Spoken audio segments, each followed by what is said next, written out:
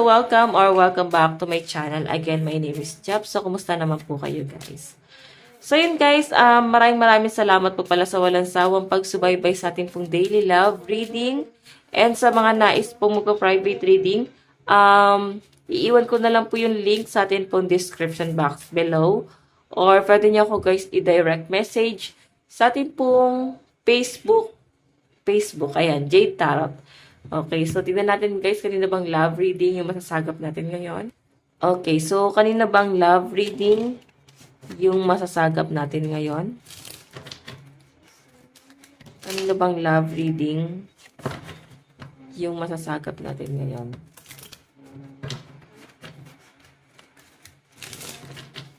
Tignan muna natin guys yung scenario, no? Okay.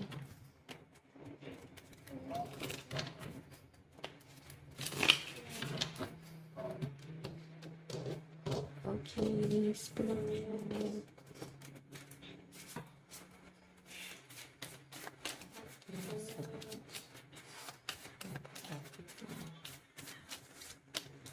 Kaset. Okay. So, sa nakikita ko dito, maaaring inisip-isip ka pa rin ng person mo. Yun, no?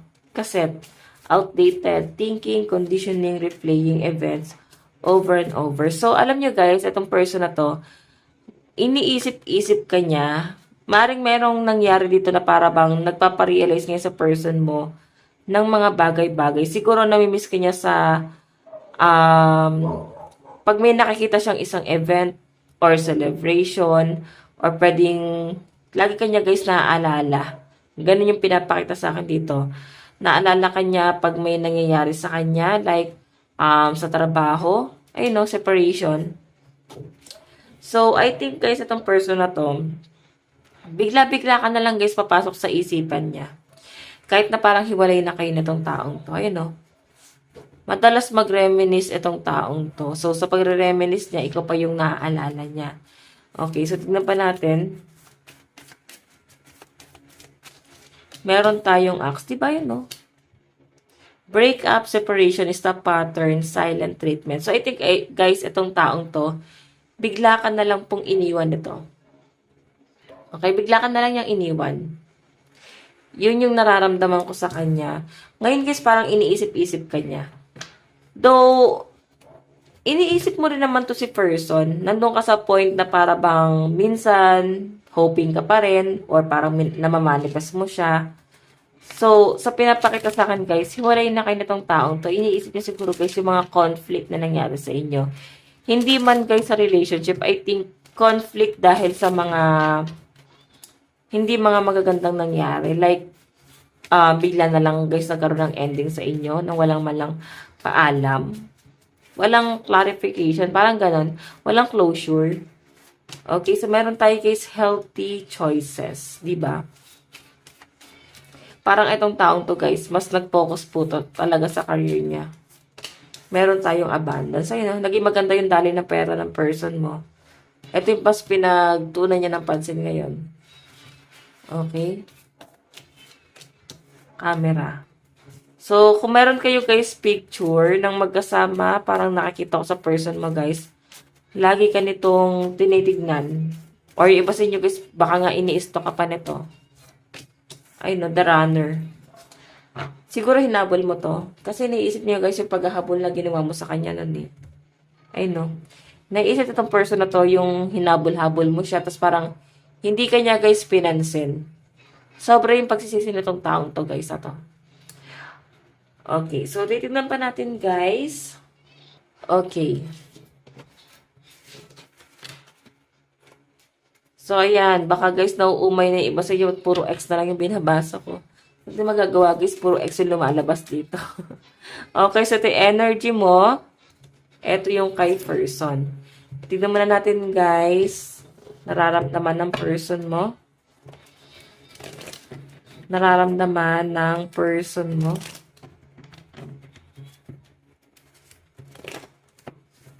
Nararamdaman ng person mo sa'yo.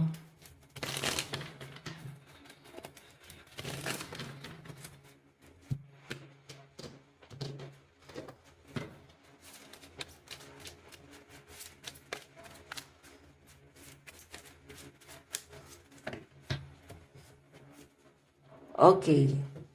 And, nararamdaman mo sa person mo. Nararamdaman mo sa person mo.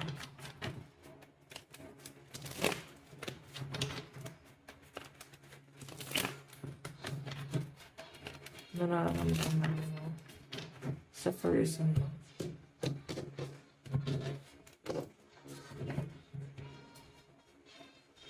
Okay.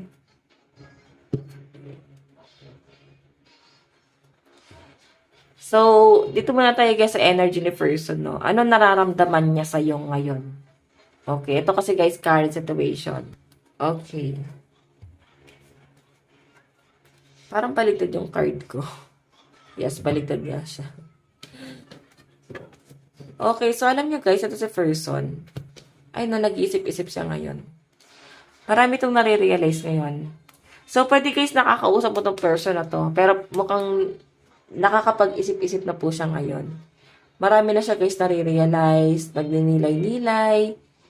Baka nga yung iba sa inyo guys, ano na to sa inyo guys may reconciliation, nakikipagkasundo na sa inyo. Ito yung nakikita ko sa person mo, the hermit. Marami siya guys, nare-realize. Marami siya guys, pinaplano ngayon. Yun yung malinaw na nasasagap po sa energy ni person. So, tignan natin guys, ano naman yung tingin sa'yo ng person mo. Tingin sa'yo ngayon ng person mo. Meron tayong, diba? Puro pag-aantay guys. Yung tingin sa'yo ng person mo ngayon, inaantay mo rin daw kaya siya? Kasi yung energy niya, ngayon, inaantay ka niya eh. Ayan no, 2 of Wands. So, maaring LDR or maaring may planong mag-travel itong person na to. At iniisip niya kung mamimiss mo ba siya or namimiss mo ba siya. Kung ano bang plano mo ngayon. Kasi itong person to guys, kung meron siya guys plano na mag-travel, parang magpapapigil naman to. Parang sana daw pigilan mo siya. Parang gano'n. Okay, so ito si person mo guys, nakikita ko yun sa kanya, parang tinitignan ka rin niya sa malayo or ini-stalk ka na to. Ayun no. Tough ones. Ini-stalk or maaring may ibang tao nagsasabi sa kanya. Kumusta ka na ngayon? Ano na ba kalagayan mo ngayon? Ano na ba ganap sa buhay mo ngayon? Ibang tao ang nag-o-offend sa kanya. Kasi pwede guys na itong taong to, ini-stalk kanya pero parang ayaw niya na rin guys malaman kung ano yung ganap mo sa buhay. Kasi nasasaktan to eh. Ito nga dito pa nga lang guys sa The Hermit, nag-iisip-isip na siya eh. Marami na siya guys nare-realize, diba?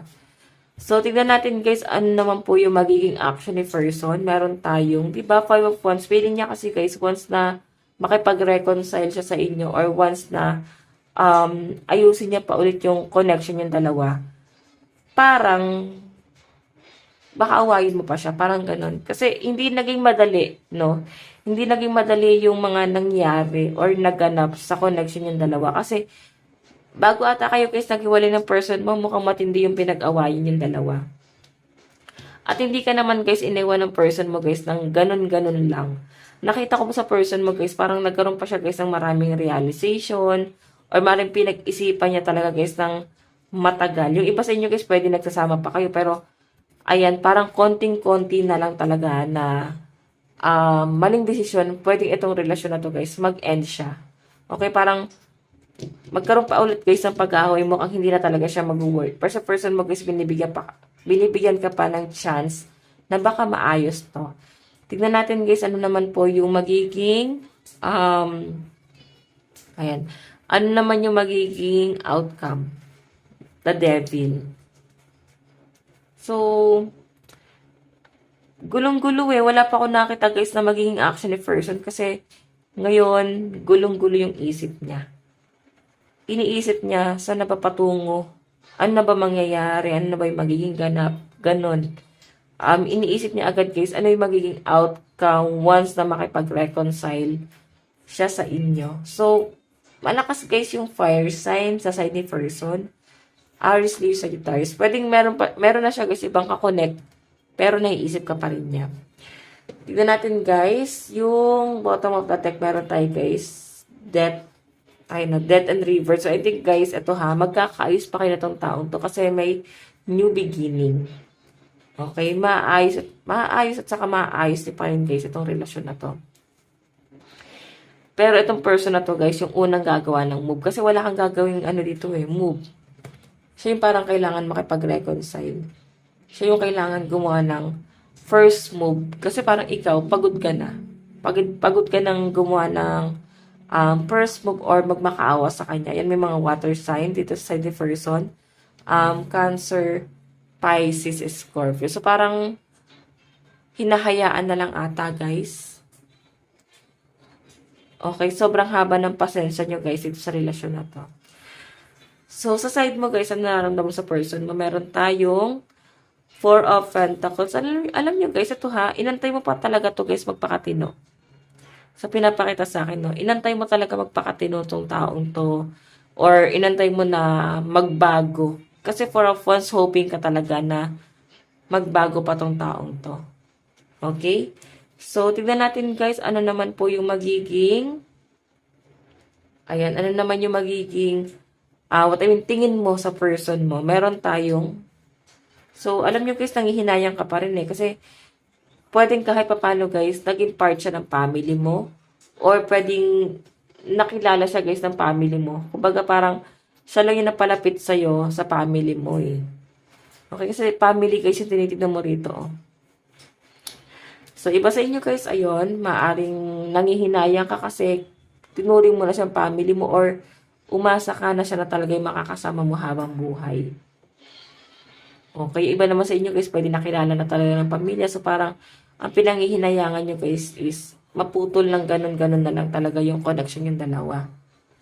Okay, so tignan natin guys, ano naman po yung magiging action nitong person na to. Meron tayong the Hierophant. So, I think guys, mag-work lang to relationship mo na to kung may ibang gigising, no? Kumbaga, may magpaparealize talaga sa person mo guys ng matindi-tindi. Ganun yung pinapakita rito. May mag-a-advise sa kanya, may magsasabi sa kanya na guys na mali yung action na ginagawa niya. Kasi alam nyo guys, yung pinakamalinaw na pinapakita sa akin dito, si person mo guys, naguguluhan siya. Ayan no. Manipulative kasi siya Kung ba't siya naguguluhan? Manipulative, pabago-bago rin siya guys ng mga plano. Okay, so kung nagkaroon guys ng third party, si person mo guys, babalik to. Pero kailangan guys, merong magpa-realize sa taong to ng matindi-tindi. The Hierophant. Titignan natin guys, ano naman po yung magiging outcome. Meron tayong Queen of Wands. Mahal mo pa Yung magiging outcome guys, kahit malas ka, or parang feeling mo kasi guys, malas ka every time na kakonect mo tong taong to. Every time na parang nakadikit ka sa taong to, parang minamalas ka. So, alam niyo guys, itong feeling na to, parang kahit minamalas ka sa taong to, ilalaban to Ngayon guys, masabi mo na parang wala na, hindi ka na guys, na-attach dito sa taong to. Pero, sa malinaw na pinapakita sa akin guys, lalambot ka pa rin, no? Lalambot pa rin yung loob mo dito sa taong to. Bottom of the deck. Meron tayo guys, diba? Ilalaban, no? Actually guys, pinaglaban mo naman siya Pero sa huli guys, parang tinanggap mo na rin talaga na natalo ka na. Okay? Yun nga lang guys, mukhang kusa siyang bumalik sa inyo. So, sa side mo guys, malakas po ang mga fire sign, Aries, Leo, Sagittarius, Capricorn, Taurus, Virgo, Cancer, Pisces, Scorpio. Tignan natin guys na napapatungo tong relationship na to.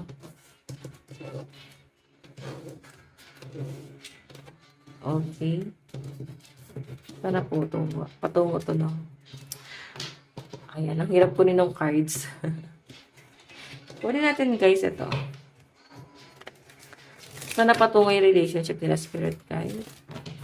Sana po patungo yung relationship, Spirit Guide. Sana po patungo. Sana po patungo yung relationship. So guys, meron tayong the butterfly. So ito guys, pag lumabas, new beginning to. Kumbaga magkakaroon ng transformation. So I think guys, itong relasyon na to, parang kailangan lang talaga siya guys magkaroon ng hiwalayan. Para magkaroon guys ng transformation. Kasi nakikita ko rito guys, malaking pagbabago yung mangyayari sa inyo once na makipag-reconnect sa inyo ulit itong taong to. Okay? So, meron tayo guys healthy choice. Ayan. Yung iba sa inyo guys guarded ka lang. Kasi parang this time, pipiliin mo naman yung sarili mo. Okay? So, meron tayo guys kasi ayan, inisip-isip ka pala ng person mo eh. Gusto talaga niya guys bumawi sa inyo. Ay no, inisip-isip ka niya. Tignan pa natin ha. Okay. Ayan. Meron tayong separation. Ayun, naghiwalay talaga kayo. Parang matagal kayo guys naghiwalay nitong taong to. Okay. O yan o, ex pa. Ex mo talaga to guys. Pero itong taong to guys, hindi talaga siya mapakali. Parang gusto niya talaga guys na maayos yung relasyon yung dalawa. Okay, so meron tayo guys, the Grim Reaper. Ayan, marami na siguro guys nagsabi na itong relasyon na to, hindi na po talaga siya guys mag-work. Baski ikaw guys nararamdaman mo na parang malabo na i-work out itong relasyon na to kasi masyado na guys toxic or marami na guys, marami nang nangyari na hindi maganda. Pero sa pinapakita sa akin guys ng reading, the butterfly, new beginning. Maayos pa to. Love advice. Meron po tayong look deeply within to discover your soul purpose in your relationship. Okay. Meron tayong dreams. Share your dreams together and encourage each other to make them a reality. Tignan pa natin guys yung mensahe ng person. Pasensya na guys, nakagalaw pa. Mensahe sa ni person mo. Okay. Mensahe sa ni person mo. So guys, meron tayong I bury myself in work to forget. Diba? Sabi ko sa inyo eh. Gumagawa to guys ng libangan once na nung naghiwalay kayo guys, no? Kung naghiwalay na kayo, gumagawa siya ng ibang libangan para lang makalimutan kayo. Meron tayo guys, I wish I could share my good news with you. Diba? Sobrang excited itong taong to guys na makausap pa rin kayo. So I think, no contact talaga to. Meron tayong I am starting to understand our connection. So, dati kasi guys, nakikita ko, maring in-under ka nitong taong to. Pero ngayon guys, mukhang hindi ka na niya guys kaya pang i-under. Okay, hindi ka na kayang i-under nitong taong to kasi malakas ka na eh. Marami ka ng pinagdaanan sa kanya. Pinahirapan ka na niya. Nilagay ka na sa third party. Pero alam nyo guys, iniisip-isip ka nito.